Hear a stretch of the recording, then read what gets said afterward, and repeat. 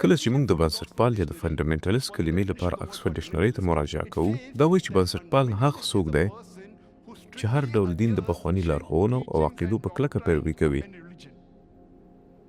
مګر کله چې موږ د اکسفورډ ډکشنري نوي اصلاح شوي چاپ ته وګورو، نو هلته یو څه بدلون راغلی. نوی چاپ وایي چې بنسټپال یا فنډامنټالیست هغه څوک دی چې د هر ډول دین د پخواني لارښوونو او عقیدو په کلکه پیروي کوي، په خاص طور د اسلام. نو په اصلاح شوي تعریف کې په خاص طور د اسلام ټکی اضافه شوی دی. هر کله چې تاسو د مسلمان کلمه واورئ، نو فکر کوئ چې هغه یو بنسټپال یا فنډامنټالیست دی، سختدریځه دی، ټرریست دی.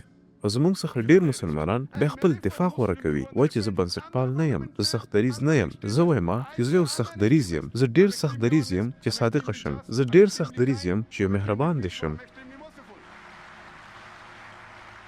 زه غواړم پوه شم یا ډېر زیات صادق کېدو کې یا ډېر زیات مهربان کېدو کې یا ډېر زیات رحیم کېدو کې څه غلط دي. تاسو نشئ کولی چې یوازې هغه وخت یو اندازه عادل اوسئ چې ګټه مو پکې وي. تاسو باید په هر وخت کې عادل اوسئ. نو دا هغه څه دي چې قرآن کریم یې وایي. زموږ مذهبي کتاب د الله تعالی کلام وایي چې موږ باید په ټوله توګه عادل اوسو.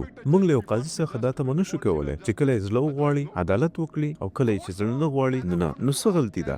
آیا هغه ماته ویلی شي چې ډېر زیات صادق کېدل غلط دي یا ډېر زیات عادل کېدل دا غلط دي؟ ډېر زیات سوله غوښتونکی کېدل آیا دا غلط دي؟ موږ باید یو سختدریځه اوسو مګر په سمه لاره کې. نو کله چې څوک وایي چې زه سختدریځه یم، زه باید یو سختدریځه مسلمان اوسم. یوازې هغه وخت چې زه یو پوره سختدریځه مسلمان اوسم، زه یو ښه مسلمان کېدی شم. که نه، نو نشم کېدی. زه پوهیږم چې دا اصطلاحات په ناسم ډول کارول شوي او تعریفونه یې تل بدلیږي، مګر موږ باید حالت بدل کړو. موږ نشو کولی د قرآن ځینې برخې ومنو. موږ باید په ټوله توګه د قرآن کریم پیروي وکړو. الله تعالی قرآن کې په 2 نمبر سورت بقره 208 نمبر آیت کې فرمایي چې اسلام ته په ټوله طریقه ور داخل شوي. نن سبا پر مسلمانانو د ترورست ټاپه وهل کیږي. د ترورست بنسټیز او ساده تعریف هغه څوک دی چې ویر او ډار خپروي. د مثال په توګه که یو مجرم پولیس وګوري، نو هغه ویریږي. نو د مجرم لپاره پولیس یو ترورست دی. په دې اساس زه وایم چې هر مسلمان باید یو ترورست وي.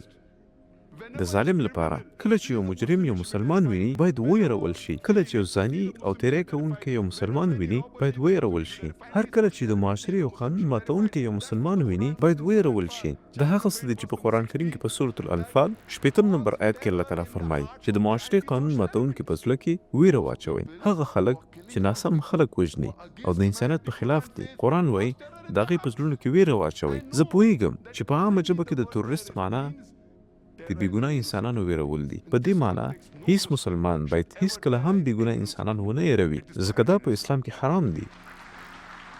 موږ پوهیږو چې ډېر وختونه د یو شخص یو کار ته 2 مختلف نومونه ورکول کیږي. لکه 80 کلونو څخه وړاندې کله چې پر هندوستان د برطانیه حکومت او واکمني وه، هلته ډېر هندیان وو او د هېواد د ازادۍ لپاره یې کوښښونه کول.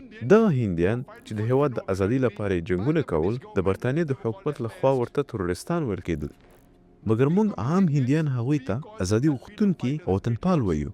یو شان خلک، یو شان عمل، خو 2 مختلف نومونه. که تاسو د برطانیې د حکومت د نظر سره موافق یاست چې هغوی پر هند د واکمني حق درلوده، نو تاسو باید دغو خلکو ته تورستان ووایئ. مګر که تاسو د عام هندیانو د نظر په خوا یئ، نو انګریزان هند ته تجارت دپاره راغلي وو او د واکمنۍ حق نه درلوده، نو بیا باید هغوی ته وطنپال او د ازادي مبارزین ووایئ. همدغو انګریزانو بګت سنګ، چندرشیکر آزاد او شاباش چندر بوس ترورستان وویل. آیا موږ ورسره موافق یو؟ هیڅکله نه. یوازې د دې لپاره چې انګریزان یا امریکایان یې وایي، موږ یې باید ونه منو. موږ باید د عدالت لپاره مبارزه وکړو. هغوی وطنپال او د ازادي غازیان وو. نو ځکه مخکې د دې چې په چا کوم نوم کېښودل شي، تاسو باید دا وګورئ چې هغه د کوم هدف لپاره هڅه کوي. موږ د نړۍ په تاریخ کې داسې ډېر مثالونه لرو. وخت اجازه نه راکوي چې ټول جزئیات ووایم.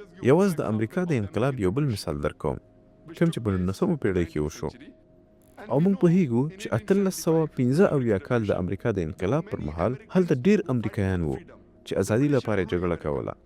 کله چې برطانیه په امریکا باندې واکمني وه، هغو خلکو ته چې د ازادي لپاره یې جنګ کاوه، د برطانیه حکومت ترورستان ویل. او په دې برخه کې لومړی کسان بنجامین فرانکلن او جورج واشنګټن وو. موږ پوهیږو چې دغه خلکو ته د برطانیه حکومت لخوا لومړی نمبر ترورست لقب ورکړل شوی و. جورج واشنګټن ته اول نمبر ترورست ویل کېده، مګر وروسته هغه د امریکا باچا شو.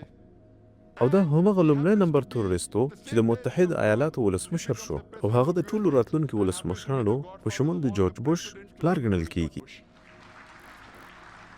تصور وکړئ همغه خلک چې انګریزانو ورته ترورستان ویل اوس خپل بایبل ولولئ.